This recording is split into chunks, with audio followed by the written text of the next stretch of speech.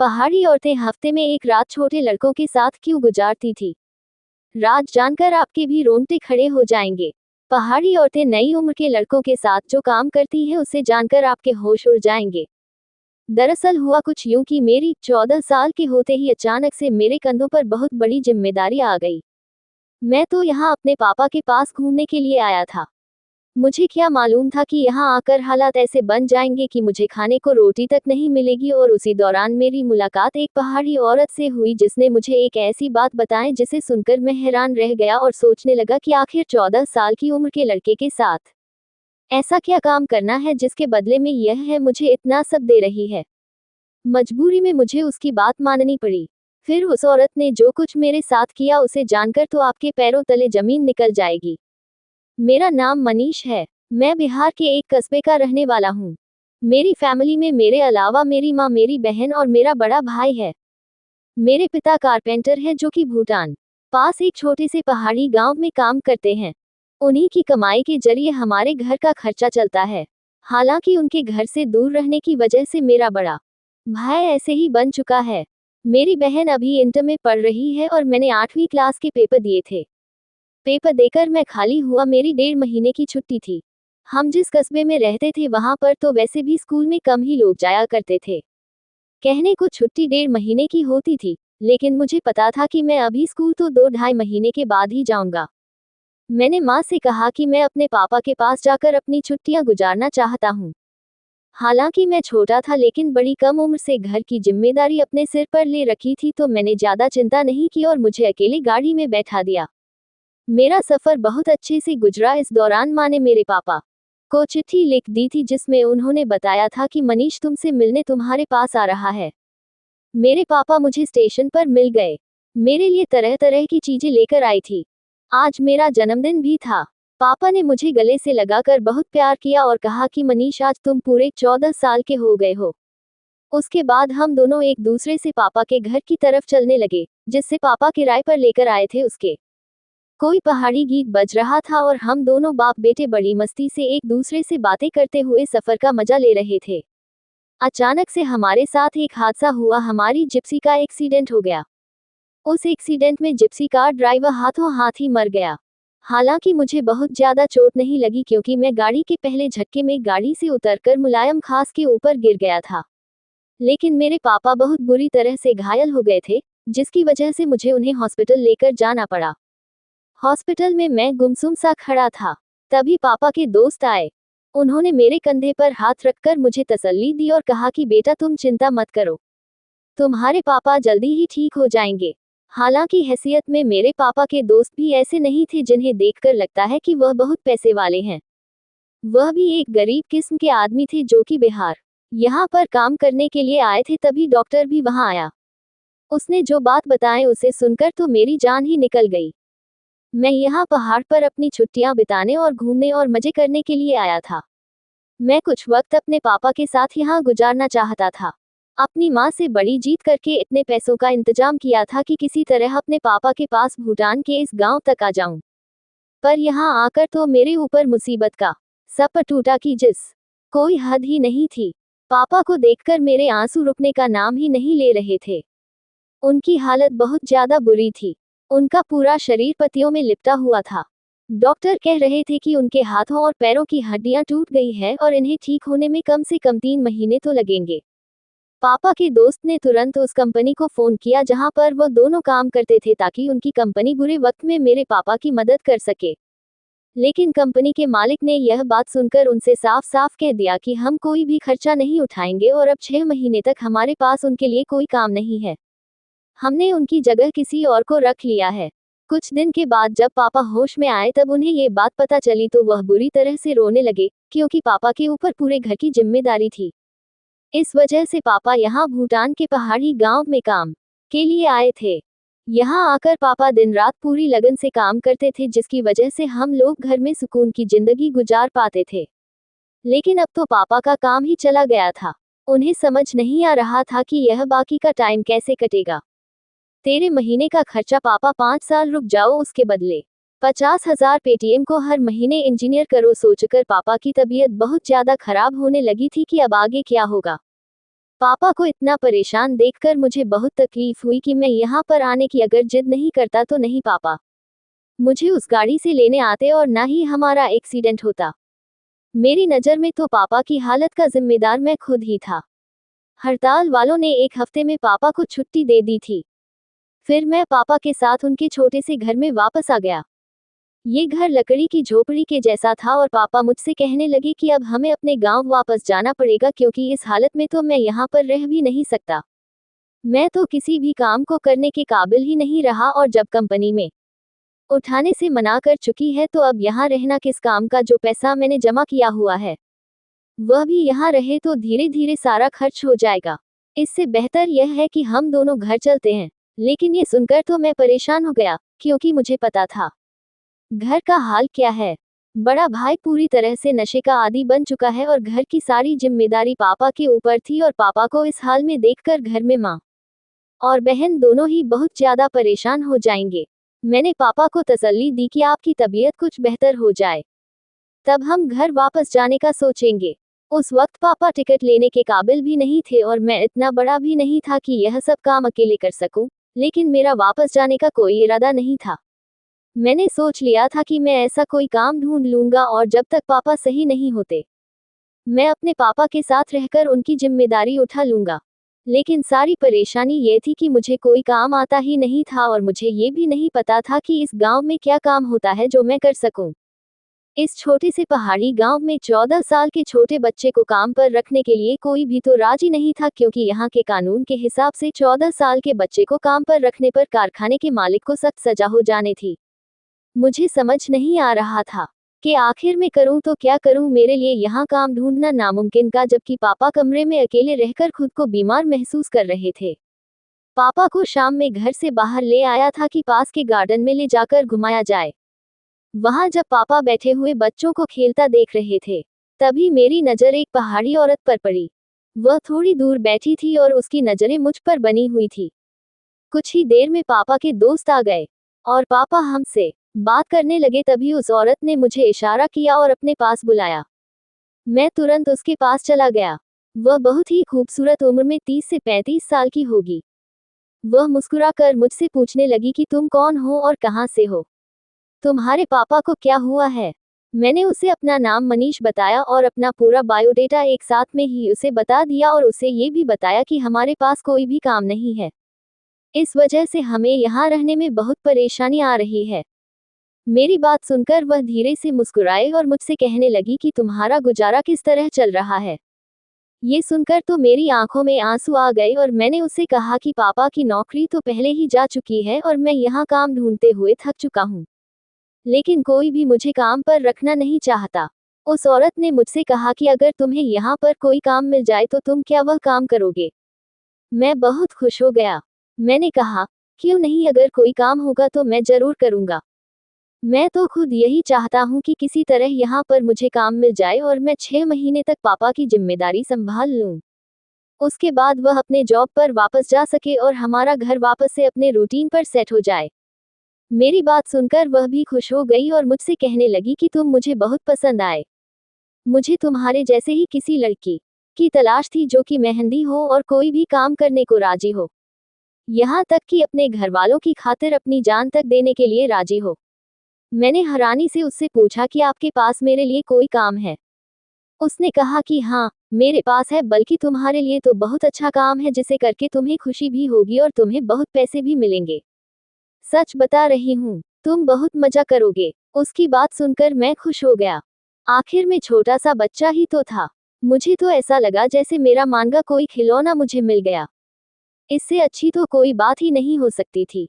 मैंने उससे कहा कि ठीक है, आप बस मुझे काम बता दीजिए, मैं अपने पापा से बात कर लूंगा। कहने लगी कि तुम्हें रोज सुबह से शाम तक मेरी कोठी पर आना होगा। 1 हफ्ते में मैं तुम्हें ट्रेनिंग दूंगी और उसके बाद तुम्हें काम बता दिया जाएगा, लेकिन तुम पूरे हफ्ते का पैसा दिया जाएगा। उसने मुझे अपनी कोठी का पता समझा दिया और कहने लगी कि मैं तुम्हारा इंतजार करूंगी। अगर तुम मेरे घर आए तो मुझे बड़ी खुशी होगी। वह बहुत अच्छे से मुस्कुरा मुस्कुरा कर बात कर रही थी। मैंने उससे कहा कि आप मुझे काम तो बताए, तो मुस्कुरा कर कहने लगी, मनीष बेटा, इतनी भी क्या जल्दी है, पहले तुम आ तो जाओ, मैं उससे कोई और सवाल पूछता कि कभी मेरे पास। मुझे आवाज दे दी। उनके चेहरे पर तकलीफ साफ नजर आ रहे थे। 4 दिन से बैठा नहीं जा रहा था। मैं फौरन पापा को लेकर घर की तरफ चल पड़ा। रास्ते में पापा ने पूछा कि वो पहाड़ी औरत कौन थी और तुमसे क्या बातें कर रही थी। मैंने पापा को बता दिया कि वो औरत मुझे अपनी कोठी पर बुलाकर काम करवाना चाहती है। शायद उसे घर का कोई काम हो या फिर उसे मुझसे घर का सामान मंगवाना हो, वरना भला छोटे से बच्चे से औरत को क्या काम होगा। मेरी बात सुनते ही पापा ने साफ मना कर दिया और कहा कि अभी तुम सिर्फ 14 साल के हो, अभी तुम बच्चे हो, तुम यहाँ घूमने के लिए मेरे पास आए थे, मैं तुम्हें किसी काम पर नहीं जाने दूंगा। पहाड़ी औरत कौन है? ऐसे में किसी अनजान के घर तुम्हें कैसे भेज दूं? पता नहीं कि वह तुमसे कितना काम करवाएगी। पर मैंने पापा से कहा कि पापा बस 6 महीने की ही तो बात है। एक बार जब आप ठीक हो जाएंगे, आप अपनी कंपनी को वापस से ज्वाइन कर लेंगे और मैं वापस से आपकी सेवा करके अपने घर चला जाऊंगा और अपनी पढ़ाई लिखाई में लग जाऊंगा। लेकिन तब तक तो घर का खर्चा चलाने के लिए कुछ ना कुछ करना ही पड़ेगा और वह औरत मुझे अच्छे खासे पैसे देने को तैयार है, तो फिर मुझे काम करने में क्या परेशानी होगी। भला पापा की आंखें भीग गई। वह कहने लगे कि मेरा छोटा बेटा इतनी जल्दी बड़ा हो गया कि मुझे समझाने लगा। मैंने पापा से, एक बार औरत के घर जाकर तो देखता हूँ, एक दिन जाऊंगा, अगर मुझे कम समझ में नहीं आया तो वापस आ जाऊंगा, कोई दिक्कत नहीं। मेरी बात सुनकर और घर की परेशानी को देखकर पापा मान गए और मुझसे कहने लगे कि अगर तुम्हें कोई परेशानी हो तो उसी वक्त वापस आ जाना। और यह बातें करते हुए हम अपने घर आ गए। रात भर मैं यही सोचकर खुश होता रहा कि मैं काफी किस्मत वाला हूँ जो मुझे ये काम मिल गया, वरना मैं तो थक चुका था और हार मानकर घर वापस जाने की हो चुका था। लेकिन मेरे दिल में थोड़ा सा डर भी था। मैं ये भी सोच रहा था कि ना जाने उसकी कॉपी कितनी बड़ी होगी, क्या मुझे उसकी पूरी कोठी की सफाई करनी होगी। यही सब सोच अचानक से मेरी आंखें बंद हो गई और मैं सो गया। अगली सुबह मैं सवेरे सवेरे उठ गया था और पापा के सारे काम करके उस औरत की कोठी पर जाने के लिए निकल गया। उस औरत की ज्यादा दूर नहीं थी, इसलिए पापा ने वहां भेजने की हामी भर ली थी। साथ में पापा को यकीन दिलाया था कि कोई भी परेशानी होगी तो मैं सीधा घर आ जाऊंगा।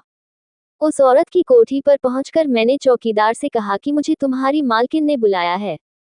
उसने सर से पैर तक मुझे देखा और कहने लगा कि तुम रहोगे मैडम के पास। उसके बाद मुझे बहुत अजीब लगी, साथ ही वह बड़ी अजीब सी नजरों से मुझे देख रहा था। उसके बाद उसने टेलीफोन के जरिए एक नौकरानी को बाहर बुलाया और मुस्कुराकर उससे कहा, ये बच्चे मैडम के साथ रहेगा। मालकिन एक से एक खूबसूरत लड़का ढूंढ कर लाती है, उनकी भी दाद देनी पड़ेगी। इस तरह की बातों को सुनकर मैं हैरान हो गया। भला काम करवाने के लिए किसी को खूबसूरत होने की क्या जरूरत है? मैडम को तो मेरे काम से मतलब होना चाहिए था। मुझे लगा शायद ये चौकीदार कुछ पागल सा है। नौकरानी चौकीदार की बात सुनकर हंसी, मेरा हाथ पकड़कर मुझे कोठी के अंदर ले गई। कोठी बहुत बड़ी थी और बहुत ही खूबसूरत भी, वहां तो किसी चीज की कमी नहीं थी। ऐसा लगता था जैसे कि सोने के किसी महल में आ गया हूँ।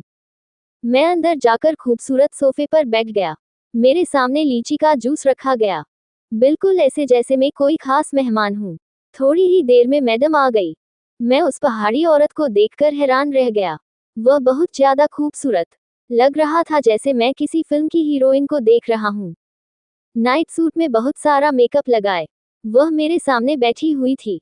हालांकि मेरी उम्र इतनी भी नहीं थी, लेकिन फिर भी वह मुझे बहुत ही हसीन लग रही थी। मैंने अपनी नज़र से हमसे नीचे कर ली। जो भी था वह मेरी मालकिन थी और मुझे उसके यहाँ काम करना था। मैंने जूस पी लिया तो मैडम ने मुझसे कहा कि तुम थोड़ी देर कमरे में जाकर आराम कर लो। उस औरत की यह बात सुनकर मैं हैरान हो गया। मैं तो यहाँ काम करने के लिए आया था, आराम करने के लिए नहीं, और ना ही कोई इतनी दूर से आया था कि मुझे आराम करने की जरूरत पड़े। मैंने फोन कहा कि मैडम मैं बिल्कुल तरोताजा हूँ, आप मुझे काम बताएं, बड़ी मेहनत से आपका काम करूंगा। मेरी बात सुनकर वह पहाड़ी औरत अपनी खूबसूरत अंदाज में मुस्कुराए और बोले, काम तो तुम्हें ईमानदारी से ही करना होगा, इसी बात की तो तुम्हें पैसे। लेकिन अभी तुम जाकर आराम करो और फिर मैं तुम्हारे पास आकर तुम्हें बताती हूँ कि तुम्हें क्या काम करना है। तभी एक और नौकरानी आए और वह मुझे लेकर एक बहुत खूबसूरत कमरे में चली गई। कमरा इतना बड़ा और इतना शानदार था कि मैं कुछ देर कमरे को देखता रहा। कमरा बहुत अच्छी तरह से सजाया गया था, जब से मैं यहाँ आया था। पापा की तबीयत को लेकर बहुत परेशान था। ना तो मैं ठीक से कुछ खा पाया था और ना ही ठीक से कुछ देख पाया था। इस कमरे में आकर जब मैं स्कूल से बिस्तर पर बैठा तो सामने लगे शीशे में मैंने अपनी शक्ल देखी। मैं तो वाकई बहुत खूबसूरत था। वह चौकीदार सही कह रहा था। सूरत में हूँ अपनी माँ की तरह, दूधिया रंग, तीखे नैन नक्श और नीली आंखें। मैं दूसरे बच्चे से बहुत अलग था। अपने गांव में भी मेरी आंखों के बड़े चर्चे थे। हर कोई कहता था कि यह बच्चा तो ऐसा लगता है कि किसी अमीर के घर पैदा होता। ये कहाँ पर कीचड़ में कमल खिल गया। कुछ ही देर गुजरी थी। एक कमरे का दरवाजा खोला और वह पहाड़ी औरत एक खूबसूरत लड़की को लेकर मेरे पास आए। उसे देखकर तुरंत उठकर बैठ गया। मैडम ने उस लड़की से मुझे मिलवाया। उसका नाम सुनीता था। मैडम कहने लगी कि तुम्हें आज से कुछ नहीं, बैठे रहने का तौर तरीका सिखाएगी। इस देश में कैसे रहा जाता है, कैसे बात की जाती है, और तुम्हें यहाँ की थोड़ी सी भाषा भी। मैडम की यह बात तो मुझे बहुत अजीब लगी। आखिर मुझे घर के काम करने के लिए पहाड़ी तौर तरीके सीखने की क्या जरूरत थी, और उसने बैठने के तरीके तो मुझे पहले से ही मालूम थी। फिर मैडम सुनीता नाम की खूबसूरत लड़की को मेरे पीछे क्यों लगा रही थी। तभी वह कहने लगी कि 1 हफ्ते तुम्हें ये सब सीखना है और उसके बाद तुम मेरे काम के बन जाओगे। ये पूरा 1 हफ्ता तुम्हें सुनीता के साथ ही बिताना है।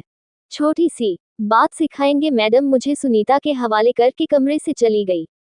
बहुत ही खूबसूरत औरत थी और बहुत ही अच्छी तरीके से मुझे हर चीज सिखा रही थी। यहाँ तक कि लोगों के सामने कैसे बैठना चाहिए, कैसे बात करनी चाहिए और अपने आप को खूबसूरत कैसे बनाना चाहिए। हालांकि एक बात मैं समझ नहीं पा रहा था कि एक नौकर को इतनी ज्यादा ट्रेनिंग देने की क्या जरूरत थी। पहले दिन जब मैं शाम को घर लौटा तो पापा मेरी फिक्र में बहुत परेशान हो रहे थे। वह मुझे देखते ही कहने लगे कि आज मैं सारा दिन तुम्हारे बारे में ही सोचता रहा। बताओ तो जरा, पहले दिन तुमने क्या क्या काम किया। उस औरत है तुमसे बहुत ज्यादा मेहनत तो नहीं कराए। मेरे पापा को बताया कि मुझे सिर्फ उठने बैठने की पहाड़ी जिंदगी जीने के तरीके सिखाए गए। मेरी बात सुनकर पापा मुस्कुरा दिए। पापा को मुस्कुराता हुआ देखकर मैं हैरान हो गया और उनसे पूछा, ऐसा क्यों? पापा कहने लगे कि पहाड़ी लोग बहुत अजीब होते हैं। एक बिल्ली भी पालते हैं तो उसकी नस्ल देखते हैं। फिर तुमको बिना कुछ सिखाएं कैसे अपने घर में काम पर रख लेते। लेकिन वह तुम्हें पहले अपने तौर तरीके सिखाएंगे ताकि तुम उनकी कोठी में ढंग से रह सको। चलो अच्छा है, इस तरह तुम्हें बहुत कुछ सीखने को मिलेगा और मुझे ये जानकर बड़ा सुकून मिला कि तुम पर काम का कोई बड़ा बोझ भी नहीं है मनीष। बहुत दिल लगाकर और मेहनत से सब कुछ सीखना। जब मैं सही हो जाऊंगा और वापस अपनी नौकरी पर चला जाऊंगा तो तुम्हें वापस घर भेज दूंगा और तुम्हें यह अच्छी तरीके से अपनी जिंदगी में फायदा होगा। तुम्हारी माँ तुम्हारे बिना इतने दिन रह नहीं पाएगी। मैं चाहता हूँ कि जल्द से जल्द मैं तुम्हें घर वापस भेज दूं। पापा ठीक ही तो कह रहे थे। मेरी बिना मम्मी आखिर कैसे दिन गुजार रही होगी। इसके बाद तो ये रूटीन बन गया। मैं रोज सुबह मालकिन की कोठी पर जाता। मुझे वहां पर अच्छे से अच्छे कपड़े पहनने के लिए अच्छे से अच्छा खाना दिया जाता। मेरे बालों को बहुत खूबसूरत स्टाइल से बनाया जाता। मुझे हर तरह की चीजें मुहैया कराई जाती। 4 दिन में मेरे ही अंदर बहुत ज्यादा बदलाव आ गया था। मैं खुद को शीशे में देखकर पहचान ही नहीं पा रहा था कि मैं वही 14 साल का मनीष हूँ। यहाँ का खाना पीना मेरी सेहत को बहुत लग रहा था। कोठी में घूमने फिरने पर भी कोई रोक टोक नहीं थी। जहाँ मर्जी वहां जाता, जैसे मर्जी वैसे रहता। ऐसा लगता जैसे कि मैं मालकिन का बेटा हूँ। अब तक मैंने यहाँ किसी काम को हाथ भी नहीं लगाया था। लेकिन एक बात मुझे बड़ी अजीब लग रही थी। मैंने कभी भी उस पहाड़ी औरत के पति को नहीं देखा था, जबकि वह शादीशुदा औरत थी। उनकी तो बच्चे भी नहीं थे, लेकिन उनके पति के साथ उनकी फोटो लगी हुई थी। मैं एक बार नौकरानी से पूछा कि मैडम के पति कहाँ हैं, तो उसने इतना ही बताया कि हमारे साहब तो काम के सिलसिले में हमेशा शहर से बाहर ही रहते हैं। उनका बहुत बड़ा कारोबार है। वह बस रात को ही घर पर आते हैं।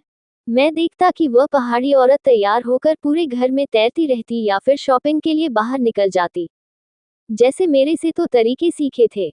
मैडम मुझे भी अपने साथ मार्केट ले जाती।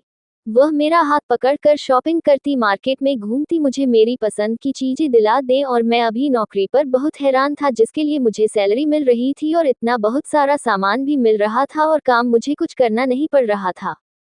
मैंने अपने पापा को अपनी नौकरी के बारे में बताया कि वहां पर मैं पूरा दिन कैसे गुजारता हूँ।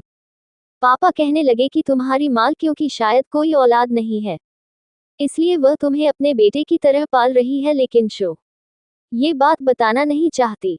मैडम ने तो मुझे यही बताया था कि 1 हफ्ते तक सुनीता मुझे ट्रेनिंग देगी, फिर मेरा काम शुरू होगा और मुझे अब बस उस दिन का इंतजार था कि आखिर मुझे पता तो चले कि मेरा काम क्या है। अभी तो मैं अपने नए नए कपड़े और महंगी महंगी चीजों को एंजॉय कर रहा था। पापा की तबीयत भी अब पहले से बेहतर हो गई थी, लेकिन इतनी भी नहीं सुधरी थी कि वह नौकरी पर जा सके। इधर मेरी नौकरी गई थी तो मेरे पापा की टेंशन भी कुछ कम हो गई थी। हालांकि हमने अभी तक अपने घर पर पापा के एक्सीडेंट के बारे में नहीं बताया था और ना ही मेरी नौकरी करने के बारे में। पापा मम्मी को शाम में फोन करते और उन्हें सब कुछ अच्छा अच्छा ही बता दे। वहीं दूसरी तरफ मैं उस पहाड़ी औरत के घर में बड़े मजे से रह रहा था और 1 हफ्ते में मैं जैसे बिल्कुल ही बदल गया था। हफ्ते के आखिरी दिन में जैसे ही मैडम के घर पहुंचा तो चौकीदार मुझे देखकर बहुत अजीब ढंग से हंसने लगा और कहने लगा कि आज से तुम्हारा काम शुरू होने ही वाला है। मैं भी इस बात पर बहुत खुश था कि आज मुझे काम करने को मिलेगा। मैं कोठी के अंदर दाखिल हुआ तो सुनीता मुझे कहीं नजर नहीं आई। दूसरी एक नौकरानी मुझे कहने लगी कि आज आपको सीधे मैडम के कमरे में जाना है। मैं जब से यहाँ आया था, एक बार भी मैडम के कमरे में नहीं गया था। मैडम का कमरा हमेशा जैसे ही मैडम के कमरे में दाखिल हुआ तो देखकर हैरान रह गया। मैडम का कमरा तो आज पूरी तरह से सजा हुआ था जैसे किसी नई नवेली दुल्हन का होता है। मैडम जी मुझे हाथ पकड़कर अपने बिस्तर पर बिठाया और नोटों की 2 गड्डियां मेरे हाथ में पकड़ा दी और कहने लगी कि यह तुम्हारी इस हफ्ते की तनख्वाह है। आज का पूरा एक दिन तुम्हें मेरे साथ कमरे में ही गुजारना होगा और आने वाले 1 हफ्ते तुम इसी तरह। तुमने इस हफ्ते अपनी जिंदगी का मजा लिया है। मैडम की यह बात मुझे कुछ ज्यादा समझ नहीं आई। हालांकि इतने सारे नोट देखकर मैं बहुत खुश हो गया। मैंने मैडम से कहा कि आप जो भी कहेंगे मैं पूरी ईमानदारी के साथ करूंगा, लेकिन उसके बाद उस पहाड़ी औरत ने जो कुछ मुझसे कहा वह सुनकर मेरे होश उड़ गए। आखिर यह मुमकिन ही कैसे था? मैं उस पहाड़ी औरत के साथ ऐसा कैसे कर सकता था? मैं अभी 14 साल का छोटा सा बच्चा था और जिस चीज की ख्वाहिश मेरी मैडम कर रही थी वह मेरे लिए मुमकिन ही नहीं था। हालांकि मेरा नन्हा सा दिल उनकी अदाओं से और इस कमरे की खुशबू से पिघलता जा रहा था, लेकिन फिर भी मैंने अपने ऊपर कंट्रोल रखा और उनसे कहा कि मैं ये सब नहीं कर सकता। तो ये सुनकर वह मुझसे कहने लगी कि मैंने पूरा 1 हफ्ता तुम्हें हर तरह की आज़ादी दी है, तुम्हें तौर तरीके सिखाए, अपने काबिल बना। अब तो तुम इस काम से मना नहीं कर सकते। वह पैसे तुम्हें इसी काम के लिए दिए गए हैं। इससे पहले तो तुमने कोई काम किया ही नहीं। मैंने तुम्हें अपने काबिल बनाने के लिए बड़ी मशीन की है। अब तुम एंड मौके पर मुझे इनकार ना करो, मेरी हसरतें अधूरी रह जाएंगी। वह कहने लगी कि हम औरतों की जिंदगी बहुत अजीब होती है। दूसरे लोग हमारा पैसा और हमारी जिंदगी देखकर जलते हैं, लेकिन कोई हमसे यह नहीं। हमारे दिल पर क्या गुजरती है। मेरे पति को ऐश करने की आदत हो गई है और वह अलग अलग शहर में अलग अलग औरतों से मिल सकता है और इस दौरान वह मुझे वक्त देना भूल ही गया है। उसे तो ये भी याद नहीं कि मैं जवान और खूबसूरत हूँ और मेरे भी कुछ अरमान, लेकिन उसकी दिलचस्पी तो मुझसे ज्यादा बाजारों औरतों में है। रिंकू को गलत तरीके से अपने साथ रखता है, इसलिए मैं भी हफ्ते में एक दिन छोटे लड़कों के साथ गुजारती हूँ और अपनी अधूरी ख्वाहिशों को पूरा करती हूँ। इस तरह ना तो मुझे प्रेग्नेंट होने का डर रहता है और ना ही किसी को मेरे ऊपर शक होता है। मैं जानती हूँ कि यह तरीका गलत है, लेकिन मेरा पति भी तो मुझे धोखा दे रहा है, तो मैं उसे धोखा क्यों ना दूं के बदले की आग में जलती रहती है। हफ्ते के आखिर में मैं अपने अंदर की आग इसी तरह ठंडी करती हूँ। एक छोटा लड़का अपने बिस्तर पर पूरे दिन रखती है, लेकिन जितने लड़कों का इस्तेमाल में आज तक किया है कोई भी तुम्हारे जितना खूबसूरत नहीं था। पर मेरा दिल अब तुम पर आ चुका है और मैं चाहती हूँ कि तुम मेरे साथ हमेशा के लिए यहीं रह जाओ। तुम्हारी जरूरत इस वक्त पैसा है और मेरी जरूर तुम हो। मैं तुम्हें ये पैसे दूंगी जिससे तुम अपनी जरूरतों को पूरा करोगे, लेकिन इसके बदले में तुम्हें मेरी हर जरूरत को पूरा करना पड़ेगा। मैं तुम्हें अपनी जिंदगी भर अपने साथ रख लूंगी और तुम्हारे बाप पड़ेगी ना ही तुम्हें वापस उधर जाना पड़ेगा। अपने बाप को अपने घर वापस भेज देना और हमेशा के लिए यहाँ रह जाना। मैं छोटा था लेकिन बदल नहीं था। मैडम की एक एक बात मेरी समझ में आ रही थी और मेरे दिमाग में मेरी माँ की बातें चल रही थी। मैंने वह सारे पैसे मैडम के हाथ में पकड़ा दिए और साफ शब्दों में कहा कि मुझे इन पैसों की जरूरत नहीं है। मैं पाप के इस रास्ते पर चलकर पैसा कमाना नहीं चाहता। मैडम मुझे रोकती रह गई, लेकिन मैंने उनकी एक न सुनी। ऐसी की चमक मुझे रोक नहीं पाए और उनकी खूबसूरत जवानी भी और उनकी अदाएं भी कुछ भी मुझे रोक नहीं पाया, क्योंकि मेरी माँ की परवरिश मेरे लिए बहुत ज्यादा अहम थी। जो कुछ भी मेरी माँ ने मुझे सिखाया था कि बेटा हमेशा सीधे रास्ते पर चलना, कभी भी कुछ करने के लिए गलत रास्ते का इस्तेमाल मत करना। मैं भागता हुआ उसको डी से बहाने और वापस गिरता पड़ता अपने पापा के पास आ गया। मैंने अपने पापा से आकर कहा कि अब हमें यहाँ से चलना चाहिए, क्योंकि हमारे यहाँ रहने का कोई मकसद नहीं है। ये लोग बहुत जालिम हैं। हम वापस अपने देश चलते हैं। एक रोटी खाएंगे लेकिन इज्जत से जिएंगे। आपकी थोड़ी सी बीमारी पर कंपनी वालों ने आपको बाहर निकाल दिया। जब सालों से उनके पास नौकरी कर रहे थे, उन्होंने इस बात का लिहाज भी नहीं किया और उस औरत ने धोखे से अपने घर बुलाया, जो कि अपने जिस्म की भूख मुझसे मिटाना चाहती थी। चौकीदार का मुस्कुराता चेहरा मुझे आज समझ आ रहा था। मैं अपने पापा के साथ वापसी का टिकट ले चुका था और अब आने वाली मुश्किलों को सोच रहा था। मेरी जिंदगी मुश्किलों भरी जरूर थी, लेकिन पाक से भरी हुई नहीं थी। मेरी माँ ने मुझे बताया था कि जिंदगी इंसान के हाथ में नहीं है बल्कि भगवान के हाथ में है, लेकिन उस जिंदगी को कैसे गुजारना है ये हमारे हाथ में है। और मुझे यकीन था कि ऊपर वाले ने मेरे लिए कोई ना कोई इंतजाम कर रखा होगा। दोस्तों, पहले के लोग और थे, लेकिन आज के लोग ऐसे हैं जो दूसरों की मजबूरी का फायदा उठाते हैं। दौलत ने उन्हें अपनी इज्जत से भटका रखा है। उन्हें इस बात का अंदाजा भी नहीं है कि वह कितना गलत कर रहे हैं। अगर आप इस कहानी के आखिर तक आ चुके हैं तो याद रखें, आपको गलत काम करने के मुंह बहुत मिलेंगे, लेकिन फैसला आपको ही करना होगा। जब तक आप सही रास्ते पर रहेंगे, आपके साथ कभी भी कुछ गलत नहीं होगा। तो इस कहानी के बारे में आपकी क्या राय है, कमेंट करके जरूर बताइएगा। दोस्तों, आपको हमारी यह मजेदार कहानी कैसी लगी, आप हमें कमेंट बॉक्स में जरूर बताएं। यदि आपके पास भी ऐसी कोई प्यारी सी कहानी है या फिर ऐसी कोई कहानी जिससे कुछ शिक्षा मिले, तो आप हम अरे साथ उसको जरूर शेयर करें। दोस्तों, यदि आपको हमारी यह वीडियो अच्छी लगे तो आप हमारी इस वीडियो को लाइक शेयर जरूर करें और ऐसी ही दिल को छू लेने वाली प्रेरणादायक कहानियां सुनने के लिए हमारे चैनल को भी सब्सक्राइब करें।